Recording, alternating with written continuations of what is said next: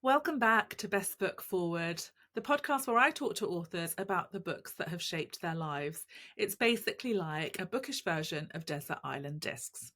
My guest today, Ellie Levenson, joins me as her incredible debut Room 706 publishes in the UK. It is an explosive, tightly paced read that takes us inside the hotel room of a couple who find themselves in the wrong place at the wrong time. And it's already making waves. 2025 Booker judge Sarah Jessica Parker said of Room 706, "It's as tender as it is surprising, a gripping interrogation of womanhood." I tore through this book back in October, so I was delighted to be able to sit down with Ellie and have a chat about it. Room 706 is described as a novel with an ending that has to be talked about, and I couldn't agree more. So we're actually doing things a little differently today. In this episode, you'll hear Ellie and I chat about Room 706, her inspiration, her writing life, and of course, the 5 books that have shaped her life. But we've also recorded a bonus episode where we get to talk about that ending. So once you've read the book, do be sure to go and check out that episode as well. You won't want to miss it. But for now, let's get started and give Ellie a warm welcome to the show. Ellie, welcome and thank you so much for joining me on Best Book Forward today. I'm so excited to have you here. I'm buzzing about your book. I mean, I'm probably going to be your very own personal stalker on this one because I'm obsessed with it. One of the problems of being an early reader is, so we're recording this in October and it comes out in January when this episode comes out as well.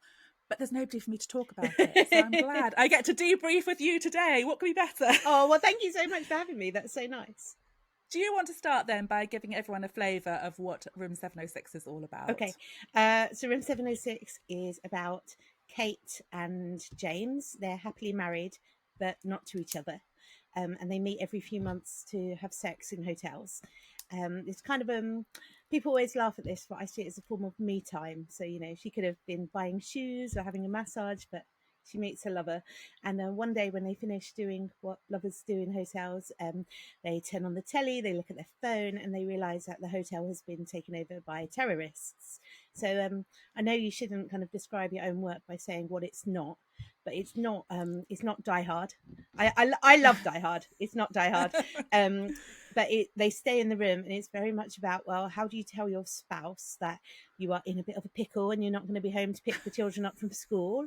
And what happens when you're in the room with somebody that you might like as a lover, but you don't actually like as a person? I thought it was quite interesting to, you know, the two very different roles in life. It's tense on many levels on that sort of front, isn't it? Because obviously you've got the, what is she going to tell her husband? What is going to happen to her? And what is she doing with him as well? It's like, yeah, how are they going to spend this time together? So it's brilliant. It is, it's not Die Hard, as you say, but it is explosive to start. It's very tense. It's exciting. It's stressful. And it is brilliant. I loved reading your author's note about where this all came from. So could you share some of the story with us of, you know, how Room 706 came about? Yeah, sure. It kind of brings together loads of my obsessions. So even before I had my own family, I was always really interested, for example, on 9/11. I thought the notes of the people who knew they were going to die and kind of the last phone calls to their families, or the people on the plane over the field in Pennsylvania, they kind of wrote notes to their families. And it nearly always just boiled down to "I love you," which I thought, you know, was very, very moving, very lovely. And so I was always interested in that. And then there was that case, I should have looked up the year and kind of committed it to memory, but at some point there was a case where a theatre in, I think in Moscow, but certainly somewhere in Russia, where terrorists took over, I think it might have been the Bolshoi Ballet, but again, I'm a bit lax on details, took over the theatre, and people were stuck in the theatre during a siege situation. And I was really interested in, you know, what if those people had gone to the theatre with like a lover rather than their partner? You know, what a horrible way to get caught. As well as a horrible situation, you know, the byproduct is also getting caught out. So I was already really interested in that. And then when I had my own family, there was a short period when I had 3 children under 5, and I was just so tired, which isn't unique to me. I think all parents are very tired. And I Yeah. just wanted to go to a hotel by myself and shut the door. And because, even if you manage to secure an hour or two at home alone, there's always, washing to be done and stuff. So Yeah. I just wanted to be in a hotel. And my husband said to me, what, like with a lover? And I was like, God, no. last thing on my mind, I just want to be by myself. And it occurred to me that it was almost more acceptable to society, the idea that a woman might want to go to a hotel with a lover than by herself. And the idea of a woman or a mother just wanting to be alone for a bit was kind of so hard for people to get their head around, but it was all I wanted. So all of these ideas came together, basically. That's so interesting. We're going to come back to that sort of hotel room thing, but that was so interesting, isn't it? Like you've just popped an idea in my head. I just thought actually, and I didn't think of it until you said this. It's kind of like the Coldplay couple, isn't Exactly. it? Like being caught when you were saying about the theatres. Yeah. I mean, it's not the same thing. It's not life threatening, but it's life changing. Yeah, for you them, just but, like all the ways to get caught, and it's just a kind of yeah. the unexpected way. And you read stories in magazines or whatever of how people find receipts or bought flowers for the Yeah. lover or whatever people do, but actually it's the unexpected that you can't plan for, precisely because it is Yeah. unexpected. Yeah, and they could have gone on for years, Kate and James, couldn't they, without anybody ever knowing, because they're both happily married, just not to each other, as you say, and it's, they are discreet and sort of And I think it's become a habit for them as well. Yeah, yeah. Okay, so let's move on to talk about. We talked about this briefly before. The book opens with a dictionary definition, and it comes from the Dictionary of Obscure Sorrows, which is such a great title, isn't it? Yeah. I love it. I'm gonna have to get that book. And the word is sonder, which I love. And as I said to you, I think I'm somebody who either sonders or I'm sondering. Yeah. I don't know how you'd use it in a sentence, but I love it. When did you come across this word, and when did you sort of realize that it fits in with the book, and how does it sort of play into it all? Yeah, I mean, I think it was an internet project before it was a book, although it is a book now, by Jong Koenig. Okay. Who's, I don't know how you would describe him or how he'd describe himself. He's like an American, I guess, like almost a word artist. He came up with these words that don't exist in English, but for concepts that you can explain. And I think one just appeared in my social media as a meme at some point. I couldn't even tell you when. I don't even know if it was before I started writing the book or in the middle, but I loved the word. I thought it was such a lovely word. It means kind of the realization that you're just a bit part in everybody else's life. And I always thought it was interesting when you're kind of on the bus or walking down the street, everybody you come across has got a life as complex as yours, but you don't either know about it or care about it, really. And then at some point while writing the book, it didn't have a name at all. I just kind of saved it as book on my computer, and then it just occurred to me like, oh, sonder is such a perfect word, and I submitted it to my agent as hotel sonder. Oh wow! But then I think she was absolutely right that if you have to explain a title, then it doesn't work. So I think she was absolutely right to rename it for submission, and I completely bought into that. But also, after I'd submitted the book, I was walking down the street in Kensington, and I saw a new hotel called Sonder. And then I was in Broadstairs in Kent, and there's a kind of bar or restaurant or something called Sonder. And clearly everybody has the same influences as me and sees the same memes as me. So it's become like the word now. So I'm quite pleased we didn't use it in the title, but I think it's quite zeitgeisty as well. Yeah, I love the title though. And I actually, is the final cover, I've got the proof, is the final cover the same? Yes. Yeah. Yeah, it's so striking, and it's definitely grab you to sort of find out what it's all about. Yeah, no, I love that. That's brilliant. Okay, we're going to talk a bit about the format of the book. So it's told in 3 timelines. So we have Kate and James in this room, and then we go back to where Kate meets her lovely husband, Vic, and how they sort of fall in love. And then also where she meets James and how that all sort of comes about. You weave them together brilliantly, and it sort of really helps sort of understand everyone's story. So how did you approach, were there always going to be those 3 timelines? sorry, the yeah is to acknowledge your question rather than there weren't. The answer is no. Basically, I really think she wouldn't say this because she's very self-effacing, but my agent Felicity Blunt should probably be my co-author, because when I submitted it, there weren't 3 timelines. So Kate would walk around the hotel room, and it would, you know, almost Christian, like she'd pick something up and go, this biscuit reminds me of this thing in my life. Only it kept happening again and again. And somehow my agent managed to see through this when she read the book and signed me, and kind of realize what the book could become. So the first thing we did was this kind of major structural edit where she said, look, it really needs to be separate timelines. And of course, as soon as she said it, I realized she was absolutely correct. Yeah. And it was really just a case of kind of chopping around chapters and changing a few tenses. It wasn't that difficult to do. And I mean, nearly all the kind of big changes to the book seem so obvious once you start doing them.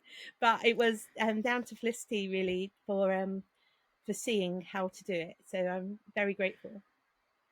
That's, I always think when people say that, when they change something that seems obvious, and it's like, I mean, as a reader, I can't spot anything in there that's sort of jarring or whatever. So you've obviously come to the right sort of story by making those changes, because it's just effortless to read. I mean, I flew thank through you. it, though. I rich. I remember actually I was reading it on a day when I had stuff to do and I cancelled something. Oh my goodness. Wow. So I was like, yeah, I'm not doing that. I've got to finish this. I can't leave it. I'm worried now that I'm going to kind of impact people's lives detrimentally, like they won't meet their own partner or something because I've cancelled something.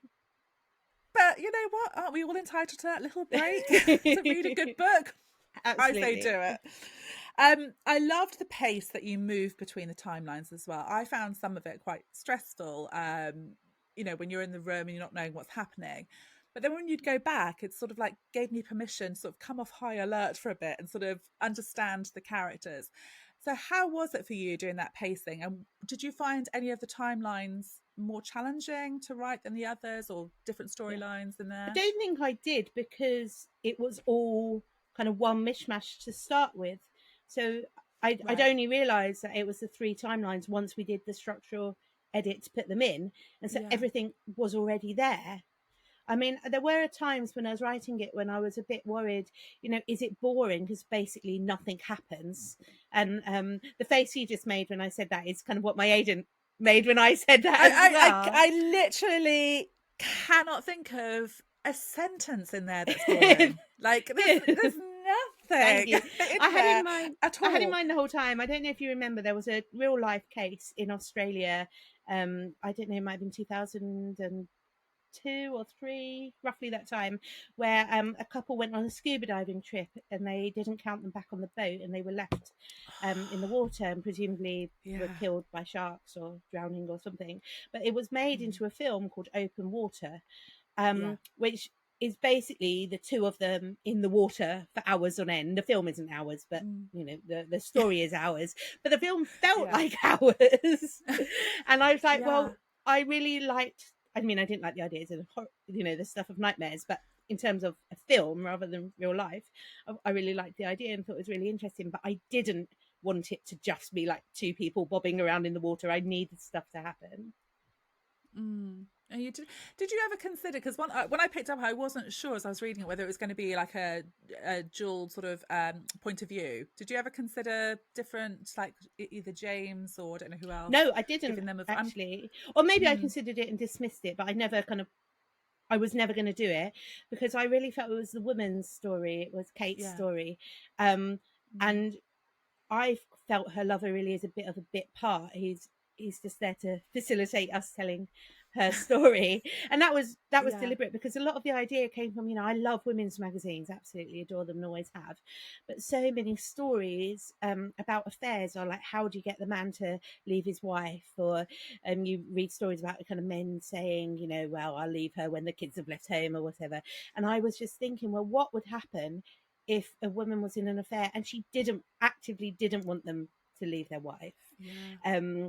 You almost wouldn't be interested in him as a person, because you wouldn't want to give him any ideas that you were in it for anything other than kind of pleasure.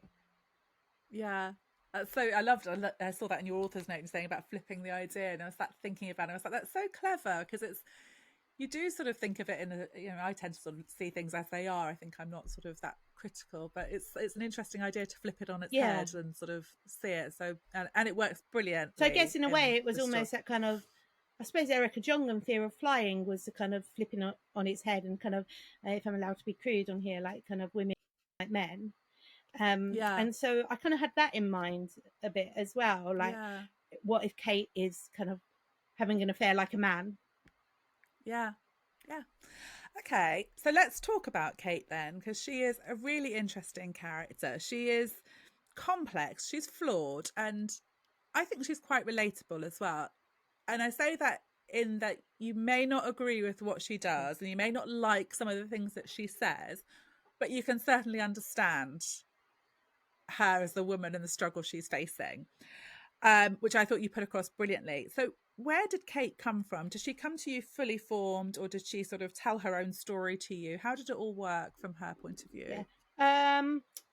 This is such good questions. They're really making me think. It's very early as well, isn't it? Have you had your coffee yet? I've had one. I didn't want to be too wired. Yeah, I think, I don't know that she came fully formed, but she kind of came as I typed, I think. Right. I wanted her to be every woman. So, I mean, one of the things is we don't describe her. We don't know what she looks like physically at all on purpose, because I wanted her that she could be absolutely anyone. And so in that respect, physically, there wasn't anything to form. But I think she just kind of came as I typed. That's such a bad answer. I need to work on that answer for future questions. No, you don't. I mean, I love that, because I think it's like, that's sort of how we learn about her as a reader as well. So it sort of makes sense to know that, she's sort of, you just didn't have this woman that sort of appeared and you're like, right, I'm going to just tell her story, that it's sort of, and that's why she is so complex as well. I mean, she's very much not me, but she's everybody. She's me and everyone I know. Like, I'm a middle-aged woman or middle-aged mother. I'm a bit older than she is. I think she's 37 on the day of the hotel, and I'm 47. But although I was younger when I started writing it, because I first kind of put the first line on paper or on computer in 2018.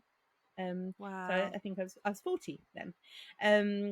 So she's very much not me, but she's bits of everyone I know, including me, I suppose. I'm going to go off tangent for a minute. I was just thinking when you said that the first line was in 2018, and then seeing Sonder on like various places, it just feels like there are signs. It feels like it's very much the right book for you. Then you're saying like she was typing as she was developing as you were typing. It just feels very. I mean, I had a lot of time to think about it, and I wasn't writing consistently from 2018. I mean, there was a pandemic which completely stymied me, and then I worked on another project that didn't end up getting picked up. So it wasn't kind of a consistent working on it, but it meant it was ticking over in my head from then, or before then actually, because that's when I started writing it. But you think about it first, developing all the ideas. Amazing. Okay, so let's talk about Kate and James then, and their affair. I mean, she sort of justifies is it? That's a new word for the dictionary of obscure words. She justifies it as her me time, and as you say, she could have gone and got a facial or a massage, or, gone shopping secretly. But it made me sort of reflect back to early motherhood. When you talk about as all the wonders it brings, not being able to go to the loo. It's really, really hard, isn't it? And I think if somebody had said to me, you could go off to a hotel for the day, it would have just been a dream. I mean, I wouldn't have wanted a lover there. Give me a hot bath and a good book, and I would have been over the moon. Yeah, exactly. And I did do it. I can't remember now. Was it like after child 2 or after child 3? I think after child 3. And I just wanted this time alone, and I went to a nice hotel in Margate in Kent. Only it was like October or November, so it's quite cold. And my husband was lovely, and he was sending me messages saying, I found this restaurant that you might like to go to, and all of that. And I was like, that's so kind, but actually I just want a sandwich from the supermarket and to shut the door. And that's what I did, and watched TV and slept. It was lovely. And it's funny, isn't it? Because you think that you would want something exciting. But I mean, I used to sort of sometimes think if I didn't have to bring the kids, because I have twins, so like getting them in this trolley to the supermarket was like, oh, Yeah. if I could go to the supermarket without the kids, I'd be like around the aisles, like, Yeah, exactly. it was such a treat. And none of that is to take away from just how wonderful and special having children is, but No. you just have no time at all, do you? And even if you do Yeah. have a moment, you're thinking of all the things you have to do, or are they okay? And there's kind of Yeah. no brain space at all. No, and I'm interested in that because when you said in the author's note, you were saying when you talked about it, and people were like assuming that you were meaning to go and have a lover in the hotel, and how that was almost somehow more acceptable. It's crazy, isn't it, that at any other point when I was working, if I was like, right, you know what, I've worked really hard the last couple of weeks, I'm going to go to a spa, it's not blinked Yeah. at at all. But it's like, it's interesting. So what was it that drew you to that, and how important was it for you to sort of get that story across in Kate's world? I just think, I mean, I think it's quite a trendy term these days, kind of mental load. Again, you see so many kind of cartoons and memes and articles about it, but I think it's spot on that there's just so many both expectations of women and expectations we put on ourselves. So of all the extra things. So it's not the making dinner, the doing the washing, kind of putting kids to bed. It's the buying the birthday cards and, you know, and the birthday presents for parties, and remembering that it's non-uniform day at school, and all of the gazillion things that are there all the time. And I suppose I was just quite frustrated by how much of it there was, and that unless you're doing that role yourself, nobody really understands quite how much there is to think about. And so I just wanted to kind of kick back against that, I suppose, and that's where the idea of just having like a hotel is like a blank sheet, isn't it? There's nothing to think about and nothing to do other than maybe kind of what you have for breakfast. And do you know the thing that I think would send me over the edge when you talk about that? The word, it's not cooking dinner, it's not cleaning up, it's not that I don't like this, it's thinking about what to have for the meals throughout the week drives me crazy. I'm like, it's so boring, it's like Groundhog Day. And even on holiday, you find yourself, I mean, as well as having to think about meals on holiday, like I'm doing the supermarket shop for when we return, which is what Kate does in the book. But not because she's me, but just because I think that's the experience of, I'm sure some men do it, but on the whole, I think that is the experience of women. I think it, I mean, I'm sure he won't mind me saying, but when my twins were little, I remember my husband saying to me, like, he gave me like a day off, and I came back and they were really little, and he was like, yeah, it was fine. It was fine. It was actually fine. And I was like, yeah, the bottles hadn't been sterilised. And I was like, yeah, that's easy. Like just hanging out with them all day. It's like, it's the other and it's stuff a relentlessness, isn't it? Like it's day after day after day, and which is where you can see why she does sort of, you know, as I say, you might not agree with her, but you can see that sort of frustration. And also because I think James describes her as sexy and interesting, you know, and it's like, you know, just to sort of feel like herself again, not what people need from her, just, you know, being able to be that sort of independent woman that she was before was probably, you know, very alluring to sort of have that. And also attention. People who've read the book keep telling me how kind of perfect her husband is, and like how can she possibly have done this to her husband. But I didn't mean to write him as perfect. I think he's a bit wet. Not that that's bad. I'm not using wet as a synonym for kind. We all want kind. We all want kind people. Kind of great. But I think she just wants somebody a bit more dangerous at times, not to marry, but in her life. Well, you wouldn't want to be in that situation all the time, would you? But I think also with Vic, because, you know, he's had his struggles as well. And I did wonder whether, you know, she felt that was something else that she was constantly sort of propping up as, you know, his feelings and, you know, his struggles as well. It's almost another sort of load for her to sort of carry, isn't it? Yeah, he's quite mentally vulnerable, mental health wise. As is she, actually. But I think she definitely kind of sees it as her responsibility to kind of keep things on an even keel for him as well. Funny that, isn't it? Okay, so Room 706 explores many themes. So we've got motherhood, maternal load, grief, friendship, love, sex, drama, secrets, guilt.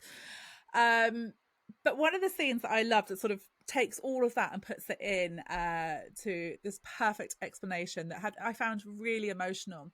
So we're in the room with them and they don't know what's going to happen. They don't know their fate. And Kate kicks into sort of that mothering role. So she's starting to sort of think about Christmas presents, the weekly shop, and preparing her kids for a potential future without her. But also worrying about what her family are going to find out about her, what they're going to think, whether she makes it out or not, what are they going to think of her.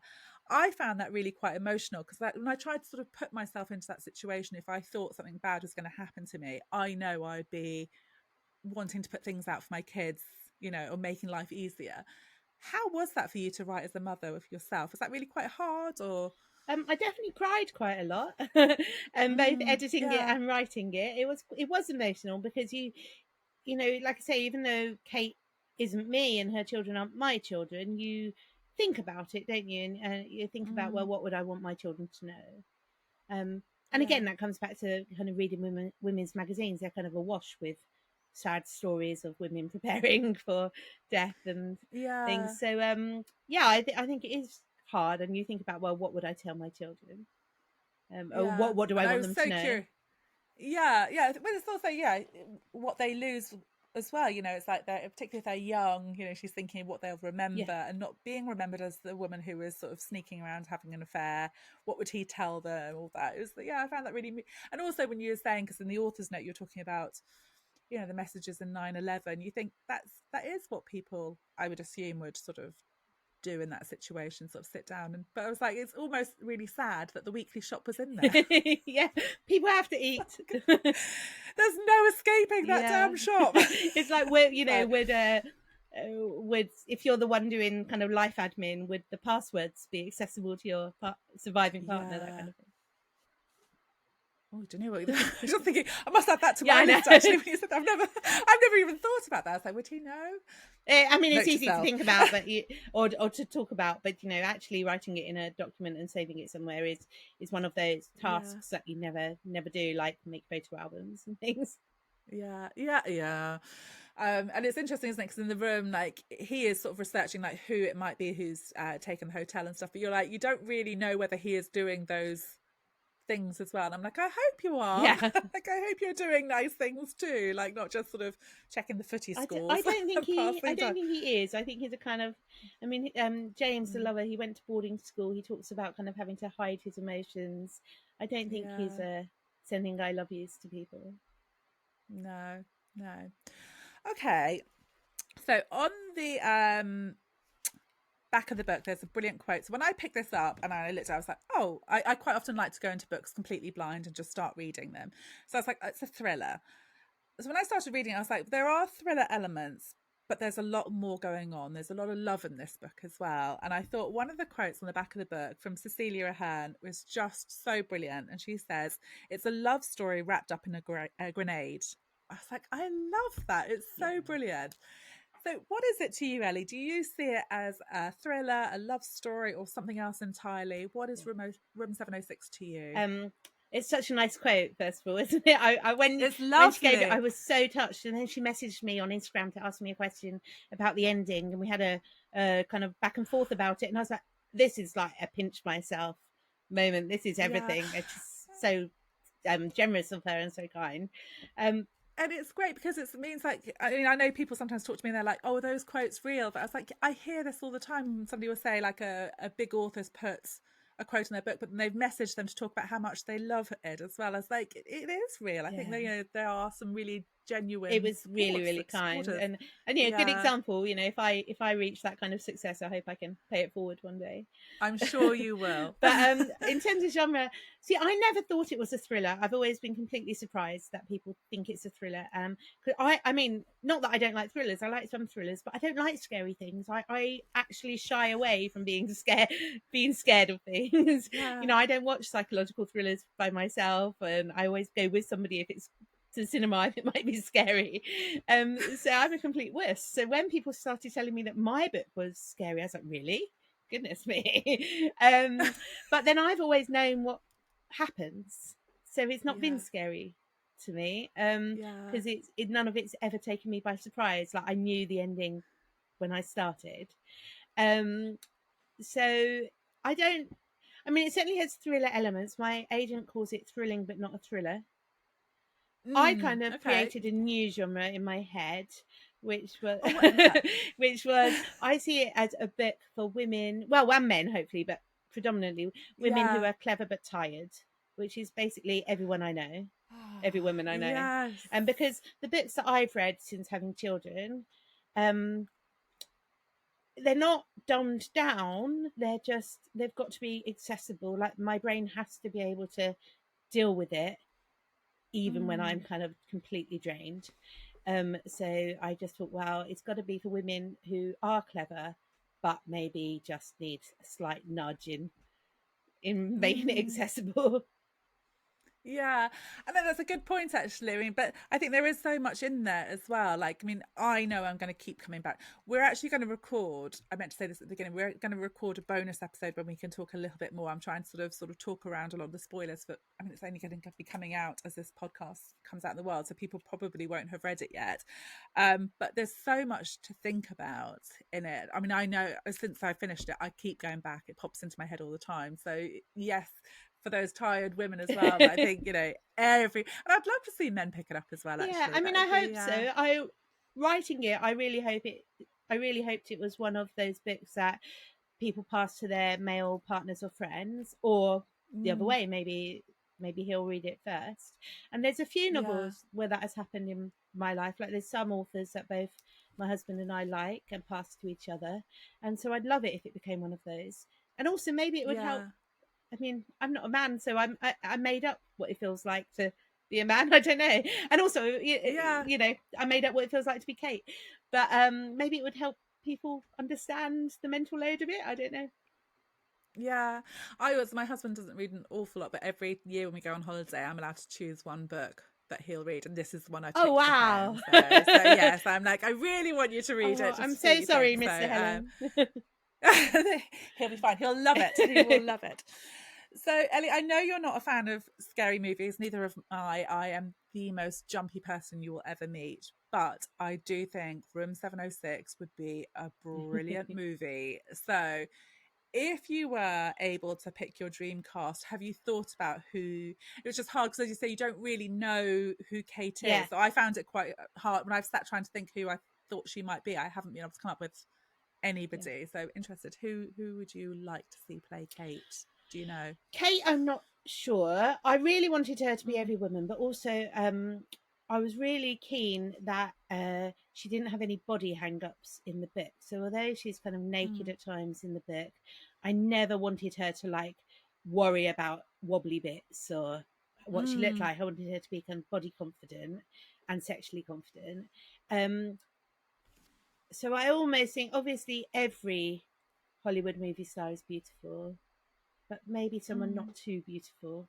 But having said that, I'm now not going to name anyone because, that wouldn't be fair.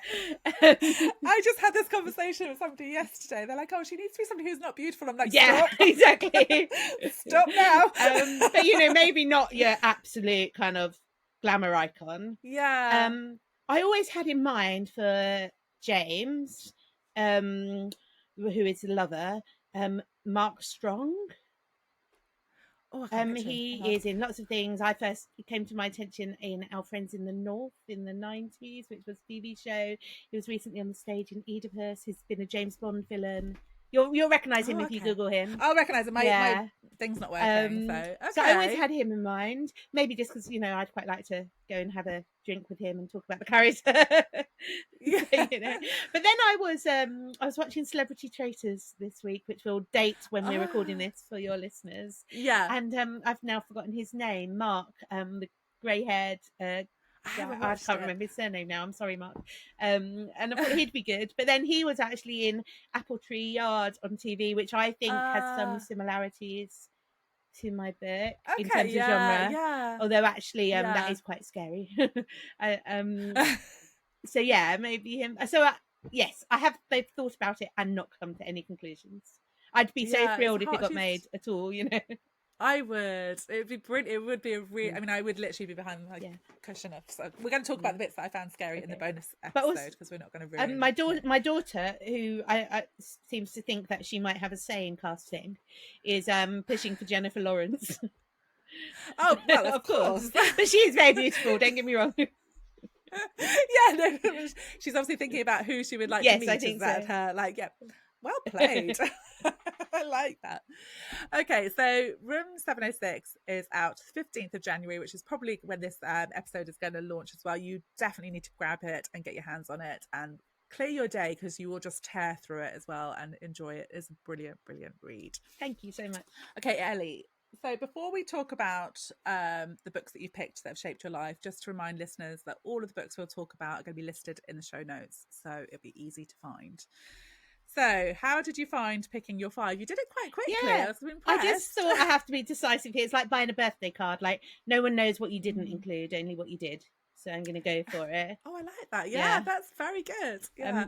Okay, so let's get started with your first pick. Do you know, you're going to see and hear rustling of papers because being a woman of a certain age, my memory now is completely shot, and I didn't remember anyone's name, even though I'd be like, I love that book. Oh God, what were they called? So I've written it all down next to me so I can talk properly about it. I always have my notes. I always have to keep looking down because I just things come in and fly out very quickly these days.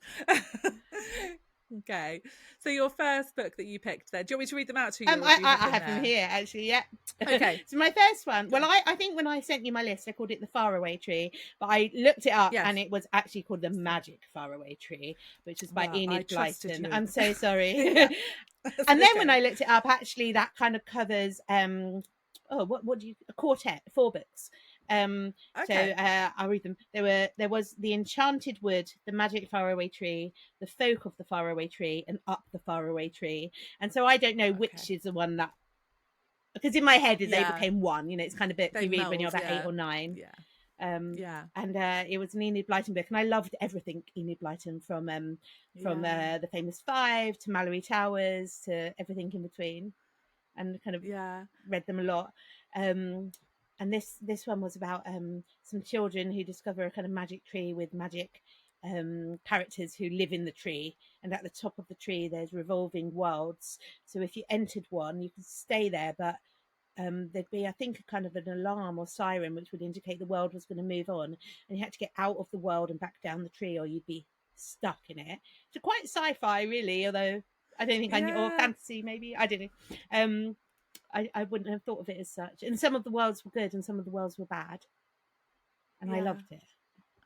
I loved those books. I'm just a year or so older than you, so they're very much what I grew up in as well. We had like a big Enid Blyton library as well, but Magic Faraway Tree. I was trying to think what the washing. The washing thing that not slinky, I can't remember, but there was like something would throw down the washing down the tree. Exactly. Well.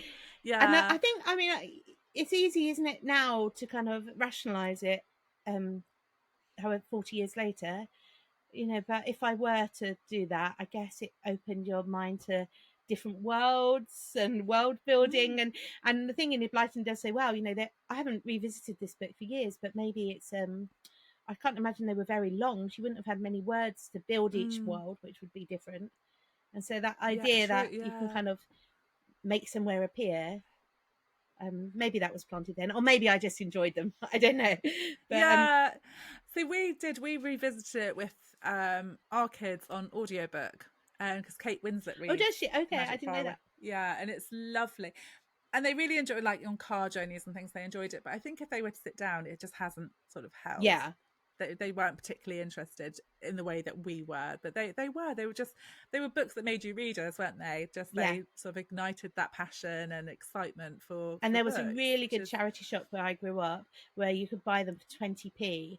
So we were like given £1 and you'd come home with 5 books, and they were just endless because she wrote so many. But this was there were loads. But this was definitely and Mallory Towers were my favourites. But I think different stages. Mallory Towers a bit older, and they were just those lovely little hardbacks, weren't they? Just like really lovely, and the illustrations as well. We had loads, like Mr. Pinkwhistle as well. I remember. Oh, I don't remember that one. Is it Topsy and no? That's Topsy and Tim's modern, isn't it? Yeah. What was the cat one? Bimbo and Lo. Oh, I don't Anyway. know. There's so many. That's not Probably all kind of have slightly different curated collections. Yeah. Again, I probably just like molded like lots of different childhood books into one. I'm like, yeah, that was definitely a thing. Okay, perfect. So what was your second choice? I'll move on then, to my Ellie? next bit of paper. There you go. Yeah. So I loved Noel Streatfeild. I loved all of her books. And I know the obvious choice would be Ballet Shoes, and I did love that. But actually, I've chosen Thursday's Child because it did that thing where it made me feel like I had discovered it because it was lesser known.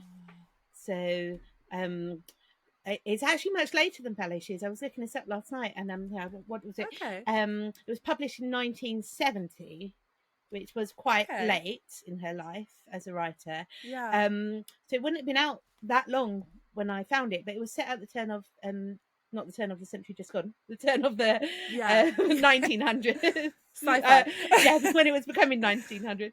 And it's an orphan called Margaret Thursday, and I loved it because I was born on a Thursday, and it was this idea of, Thursday's child was far to go. And she's a foundling, and she's found with a basket which has 3 of everything, so like 3 outfits and blankets and things, and they were the finest things. So although she's an orphan, we know that she's come from kind of some well-to-do-ness at some point. And when she's 10, the people looking after her can't look after her anymore. The money stops, and she goes to an orphanage which is absolutely foul, and runs away with 2 brothers and a sister, and goes to live. Or she's taken in by a family who live on canal boats, and it is just a brilliant story of, I guess, rags to riches, but also just escaping horrible people. I loved it. And then there's a sequel called Far to Go, which is what happens next in her life when she becomes an actress and encounters the awful matron from the orphanage again. Oh, first off, well done sneaking extra books. Oh yeah, I wondered if you'd notice. Caught you. I let the 4 go on the first one. I haven't read any of these, but that sounds like one I could actually sit down. It sounds like one I could sit down and quite happily enjoy now. Yeah, actually. I read it out loud to one of my kids, and I don't know if they enjoyed it, but I still loved it. Oh, I love that when it's something because I remember like The Lion, the Witch and the Wardrobe was like, I just loved that, and when I read it to my kids, they didn't love it as much as I did. Yeah, that was never one of my favourites. Yeah, really.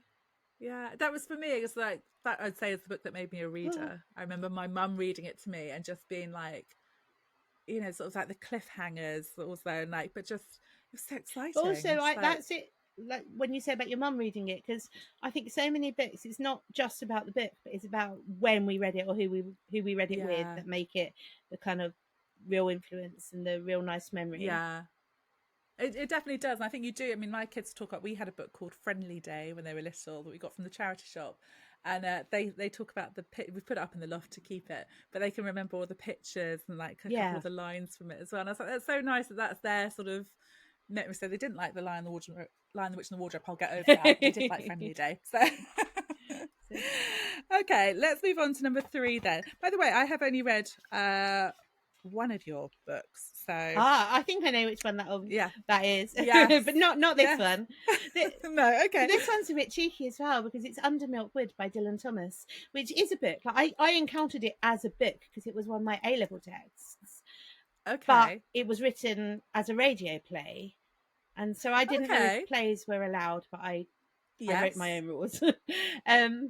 I'm happy with that. And actually, I hated doing it for A-level. None of it clicked. It didn't make any sense. So I didn't love studying Under Milk Wood to start with. But then I suppose the advantage of a kind of London childhood is that, there's lots of theatres, and we were taken to see a production in 1995 at the National Theatre. And I've looked it up, and there were so many famous actors in, but I didn't know because I was 16 or 17, and also they weren't yet famous. So Ruth Jones, as in Gavin and Stacey, she was in it. Rhys Ifans, I probably said that wrong. Nerys Hughes, so really big names, but I didn't know that. But it was an amazing production, and I was utterly transfixed. And then I went back and reread the text and absolutely loved it. And then you can listen to it, like the famous radio version is Richard Burton reading it, and he obviously has a most amazing voice. And it's I mean, it is poetry. It's all poetry, but it tells a story, and it's 24 hours in the day of this small Welsh town with all the characters in it. And I just loved it. The language is beautiful, and I think it made me fall in love with language, really. So yeah, I'm off no, now. that's Sorry. okay. That's amazing. I mean, I think it's so important for children and young people to have experiences where literature or poetry, whatever, is brought to life like that, because that's what sort of gets you to fall in love with it. I think when it's just taught, because I didn't go on to do my A levels. I went to do a vocational because I just hated studying Yeah. at school. I really just didn't enjoy the class. I never felt like I was smart enough to get it. But actually, when I started to read things afterwards and just sort of picking books up to enjoy them, it was better for me. So I think, like, going to see a play, you can see how that would just inspire kids to sort of be like, oh, it's quite interesting. And I and think also that's when brilliant. you read things, How cool. it was really cool. And also when you read things at school, it's quite bitty, isn't it? You have to go at their speed, and there's always someone messing about, and never me, hasten to add. Might have been that would have been me. But now, I mean, I still will revisit it as an adult and listen to it sometimes, and I think it's brilliant. I saw another production also at the National, actually, in 2021 with Michael Sheen in it, and it was like kind of an old friend, really, because I knew the text so well, the way that you do when you study at school.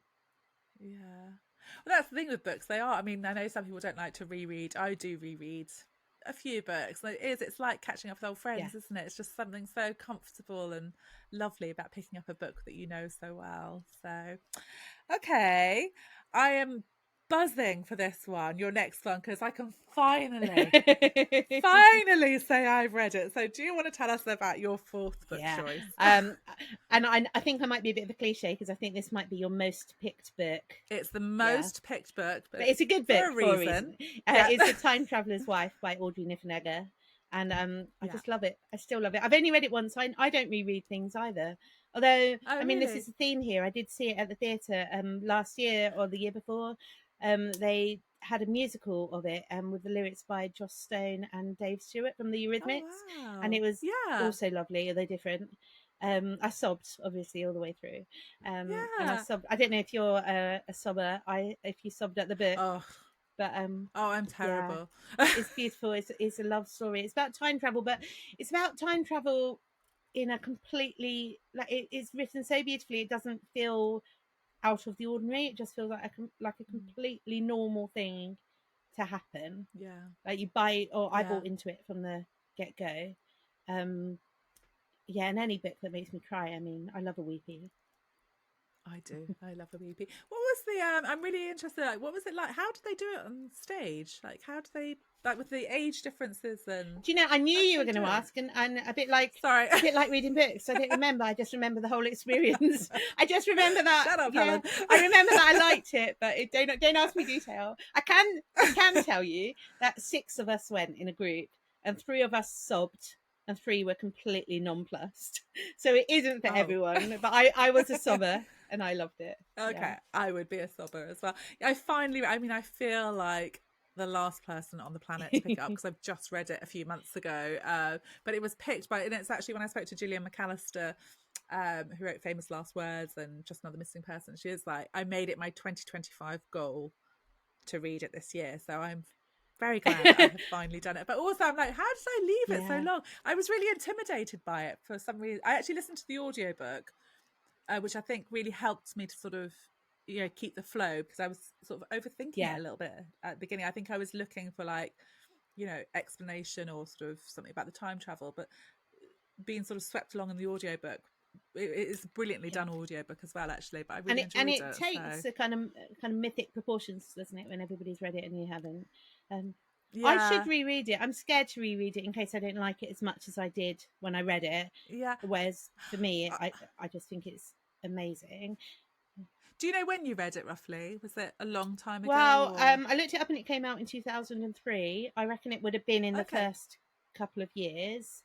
But interestingly, my mum, when she read Room 706, said to me, well, you can really see the Time Traveller's Wife influence. And I was like, really? I hadn't thought of it once, not consciously. So I wouldn't say it was an influence, other than it has influenced me as a person, as a reader. Yeah. But I don't remember. I certainly didn't consciously think about it at all while writing. I'll have to think about that, actually. I think she's wrong. But, I mean, other than she's kind of... she's not. She's I was going to say she's right about everything, but other than that, I think she's wrong. But it's so interesting. That shows, I mean, something else I love is how everyone experiences books differently. Yeah. Like, we can all have exactly the same text and somebody's going to see something that somebody else won't, or it's so interesting, isn't it, how that happens. So I'm curious. I'm going to have a flick through and sort of see if I can sort of see. I wish I'd read The Time Traveller's Wife earlier on, because I think reading it sort of like in my late 40s, I was sort of stopping myself, and being a mother as well, I was sort of stopping myself like, oh, is it a bit weird? Is it a bit weird that he's visiting this little girl? And I was like, stop, just don't overthink it now. Just a friend of mine was saying that. I was telling her about this podcast that I was coming to talk to you and what books I'd picked. And she was like, well, that one's a bit problematic. And I was like, is it? I never thought it was at the time. Yeah, I mean, it's darker than I thought as well. I mean, there's sort of a few things that I was like, I wasn't expecting. But I wish I'd read it earlier, but I'm glad I've read it now, and I did enjoy it. And also, just now, because I was thinking, if I have to say on this podcast one more time, people are going to be like, Helen, sort it out. Okay, so we're going to move on to your final book then, Ellie. So I'm going to sneak in extra books again. I'm so sorry. This one is The Trick to Time by Kit Duvall. But the thing is, I could have picked any of her books. I think they're all brilliant. I love her. I've never met her, but I think everything she writes is the perfect example of my genre, my clever but tired women. It's all so thought-provoking but accessible. And like her most recent one, The Best of Everything, again, made me absolutely sob all the way through, and still when I think about it. But again, a bit like Thursday's Child, The Trick to Time, I feel like I discovered it because I think it's one of her lesser known ones. People have heard of My Name is Leon. I've got it on my shelf. Yeah, exactly. And her autobiography is great as well. Like, I think she writes brilliantly. But I have bought The Trick to Time for several friends because, well, first of all, because you don't want to buy books that you think they've already read. And I don't think they have read this. But it's just really thought-provoking and emotional. It's probably the same thing. It's a good story. And I like books which are set against real-life events. So this one, The Trick to Time, it's kind of set against a backdrop of 1970s Birmingham and the pub bombings that happened. And I thought that was quite interesting. So events are either, well, that's before I was born, but that kind of are in your consciousness. So I don't remember those events, but certainly remember some of the fallout afterwards. And so, that made it work very much for me. I think I've got 2 of her books on my shelf that I've bought and thought, oh, that sounds amazing. And I haven't picked them up. So I know, so My Name is Leon. I've got that. So I must pick them up because I don't know why. They're really easy reads in terms of the process of reading, but not emotionally easy at all. And they really make you think about them, I think, for quite a long time afterwards. Okay. So, well, I was going to say I'm going to make that my 2025 goal, but I think it might be. But also, I'll add that to 2026. You probably need to be in an emotionally robust place for some of them. That's your trigger warning for you. Okay. Not sure when that day is going to come. Okay, so Ellie, I've got a tough question then. So if you were only allowed to read one of those books again, which one would you choose? Actually, it's not that tough. I know straight away. Okay. I would go for Under Milkwood, just because I think the language is so beautiful. You wouldn't even have to read the whole thing. You could just pick like 10 lines and enjoy it for the language. And it wouldn't have to make sense. You could just enjoy the kind of cadence and the imagery. And, however tired you were, you could probably read one line before bed and be happy. Oh, that's so lovely. What a lovely thing to say. Ellie, it has been so lovely chatting to you, and I'm so excited because we now get to go and do a bonus episode and chat. I'm excited as well. Thank you so much for having me. This has been so much fun. Thank you. It's been lovely. Thank you so much. Thank you. Well, I hope that conversation's got you all excited and ready to race out and grab your copy of Room 706. It is a brilliant read, one that I would highly recommend. And if you have read it, don't forget we've recorded a special bonus episode where Ellie and I chat about that ending. So do be sure to go and find that one as well. As always, in the show notes, you will find all of the books that we've talked about today with links to buy as well. I'll be back next Thursday chatting to another author, and I really hope that you'll join me for that episode too.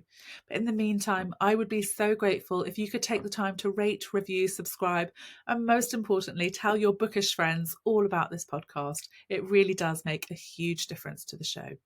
Thanks for listening, and see you next week.